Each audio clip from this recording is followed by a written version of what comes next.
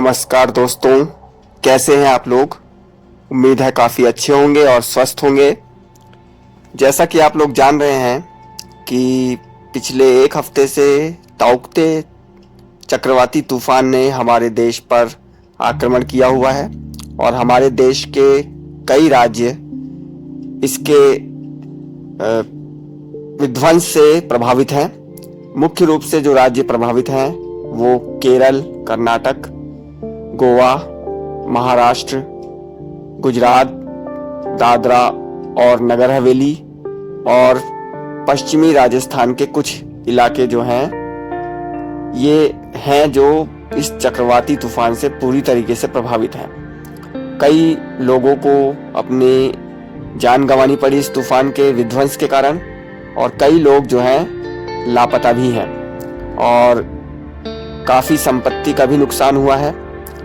और इस तूफान का असर उत्तर प्रदेश से लेकर बिहार तक देखने को मिल रहा है। पिछले 2 दिन से दिल्ली, उत्तर प्रदेश, हरियाणा, पंजाब, उत्तराखंड, हिमाचल प्रदेश जैसे उत्तरी राज्यों में भी इस तूफान के कारण जोरदार वर्षा और तूफान आंधी का प्रकोप फैला हुआ है।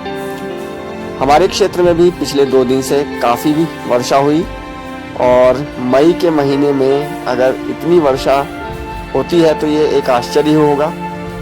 मई का महीना जो कि सूखी गर्मी होती है जिस महीने में, इस महीने में तापमान 25 से 32 डिग्री सेल्सियस के बीच में गोते लगा रहा है, जबकि अमूमन आमतौर पर आम दिनों में मई के महीने में 40 से 45 डिग्री का तापमान होता है और साथ ही लू भी चलती है। अब क्योंकि इन परिस्थितियों में जबकि वर्षा हो रही है तो लू का तो कोई नामो निशान नहीं है, ना ही आगे भी लू चलने की कोई संभावना दिखाई पड़ती है। तो बहरहाल तूफान ताउक्ते जो है इसको नाम दिया गया है हमारे पड़ोसी देश म्यांमार के द्वारा और भारतीय मौसम विभाग ने अभी एक अंदेशा जताया है कि ताउक्ते अभी गया भी नहीं है पूरी तरीके से और एक नया चक्रवाती तूफान वास, जिसका नाम ओमान देश ने दिया है, वो भारत के पूर्वी तट पर यानी बंगाल की खाड़ी में विकसित हो रहा है।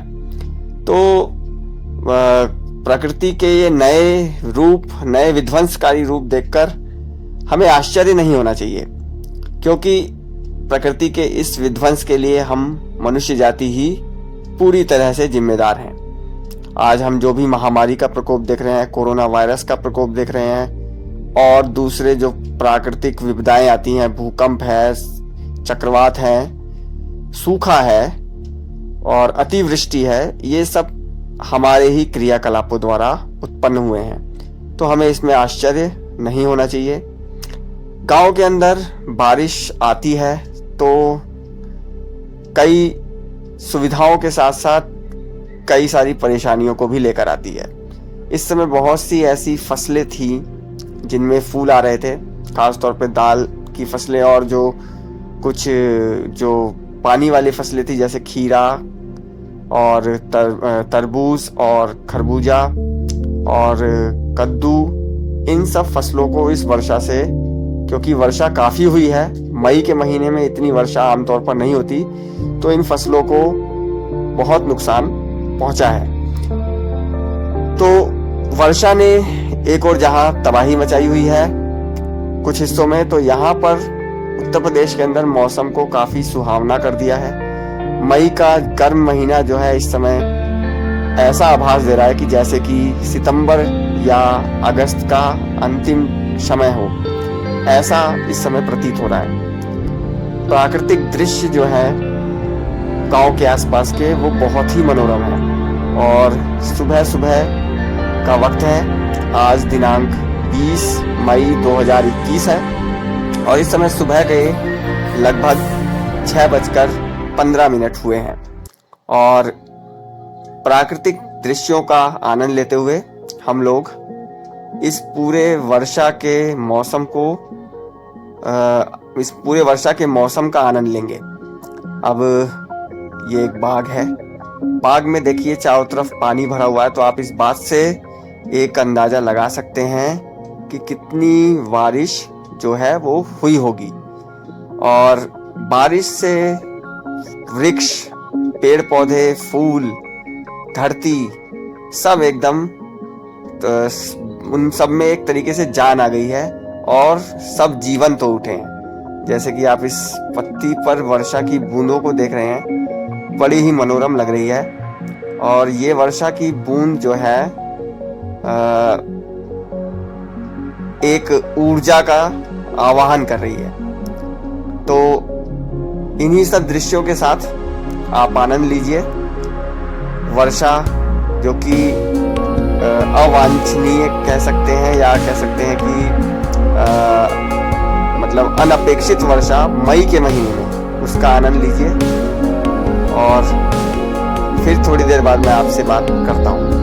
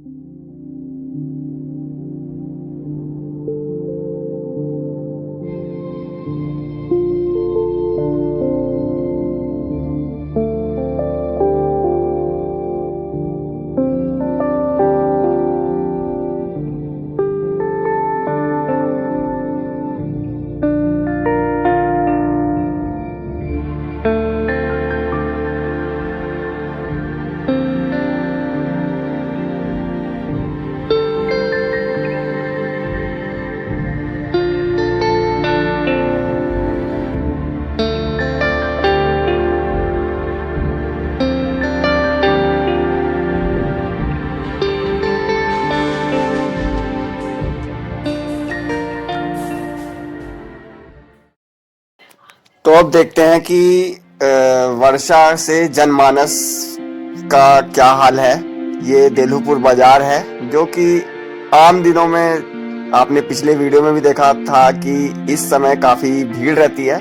और आज यहाँ पर कोई भी दुकानदार मौजूद नहीं है, सब्जी वाला मौजूद नहीं है, और लोगों की भीड़ भी जो है बहुत कम है। बादल बिल्कुल छाए हुए हैं, और सड़क पर भी आप देखेंगे, हाईवे पे भी देखेंगे, तो जो स्थानीय वाहन है, लोकल व्हीकल्स हैं, वो बहुत ही कम नजर आ रहे हैं। जबकि जो आम दिनों में इस समय काफी भीड़ इस हाईवे पर होती है। तो वर्षा भी इसमें एक कारक है।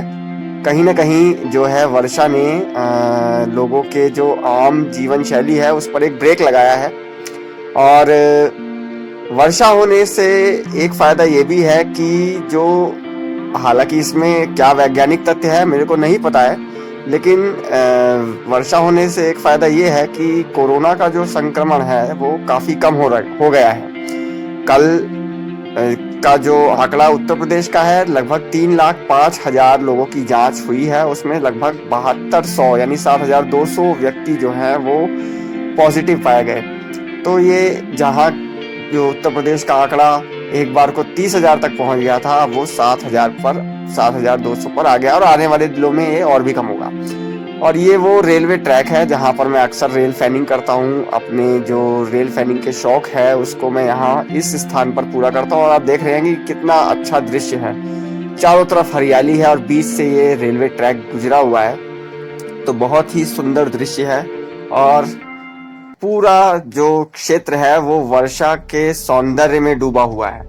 आप देखेंगे ये टहनियाँ, छोटी सी टहनी कितनी अच्छी लग रही है, इसकी सुंदरता कितनी अच्छी लग रही है। तो आप आनंद लीजिए इन सभी प्राकृतिक दृश्यों का।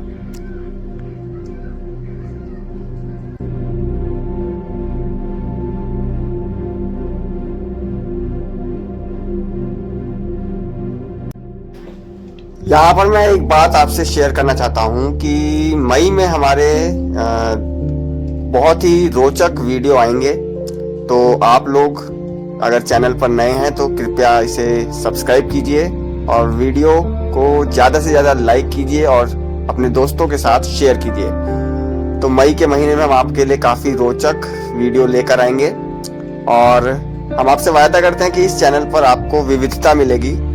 नाम मेरे चैनल का भले ही रेल एंथुसियास्ट रवि शो, पर ये केवल रेलवे पर ही केंद्रित नहीं होगा। हमारा जो दैनिक रोजमर्रा का जो जीवन है उसको प्रभावित करने वाले व्लॉग्स भी इसमें मौजूद रहेंगे। तो मिलेंगे आपसे फिर किसी दूसरे वीडियो में, किसी नए विषय के साथ, किसी नई जगह पर। तो आप सबको मैं इन सभी दृश्यों के साथ छोड़े जाता हूं और एक बार फिर से आपका धन्यवाद करता हूं कि आपने ये वीडियो पूरा देखा।